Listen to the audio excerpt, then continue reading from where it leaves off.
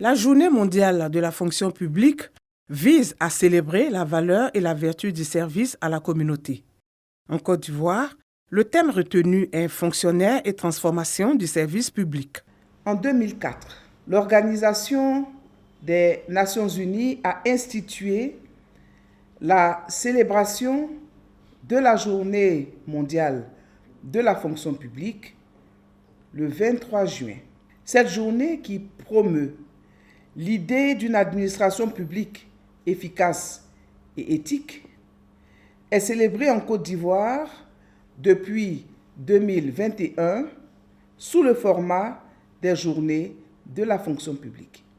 Une administration publique qui se positionne comme le partenaire privilégié des entreprises et des citoyens dans une vraie démarche d'écoute des responsabilités et des probités, c'est ce à quoi aspire le gouvernement ivoirien. Le gouvernement s'est engagé à mettre en œuvre la vision du président de la République, Son Excellence M. Alassane Ouattara, qui ambitionne d'avoir une administration publique qui inspire confiance, exprime sa disponibilité et produit des performances durables.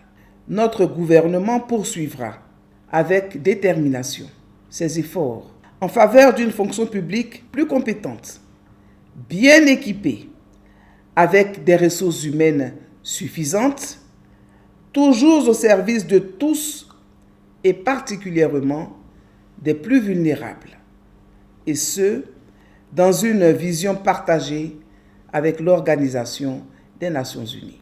La ministre Anne-Désirée Ouloto invite les animateurs du service public à la culture des valeurs d'éthique et morale.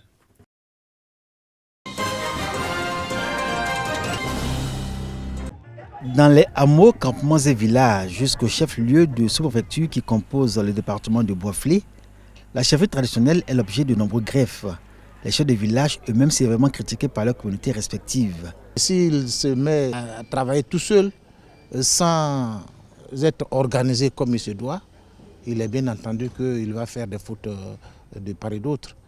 Et à la fin, on dirait qu'il n'est pas compétent. Les rapports entre les chefs de village et les populations ne sont pas vraiment reluisants. Les présidents de jeunes, pour des problèmes de contrôle des richesses de ces villages-là, veulent avoir des chefs qui sont à leur solde.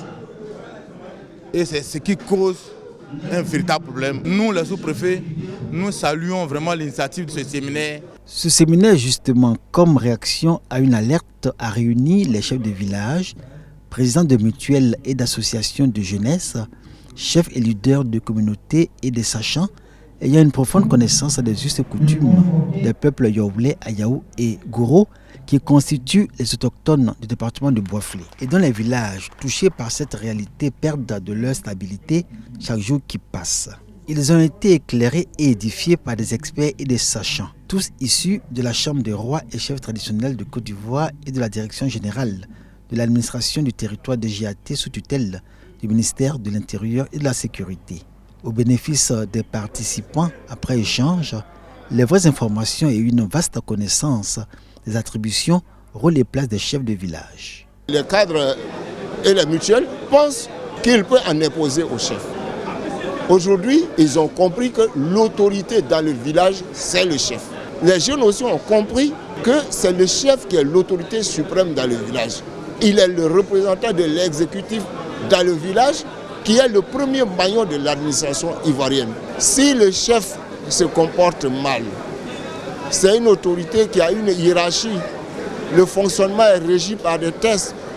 Qu'on vienne voir le préfet, qu'on fasse un rapport et puis nous allons diligenter une enquête. Autant on respecte le préfet, autant on respecte le sous-préfet, il faut que le chef du village soit respecté. Mais en même temps, nous devons dire aussi aux chefs eux-mêmes de se faire respecter. Ça aussi c'est important. De respecter les populations qu'ils administrent. Ça aussi c'est important. Et de deux, il faut que nous fassions bloc autour de nos chefs pour qu'on puisse amorcer le développement. Les participants, nourris d'un regard neuf et conscients aussi de la nécessité d'une franche collaboration avec la chefferie, donnent de l'espoir. La restauration de l'autorité des chefs de village et la réconciliation des populations autour de la chefferie, comme attendu par l'ensemble du corps préfectoral et les populations du département de Bouaflé.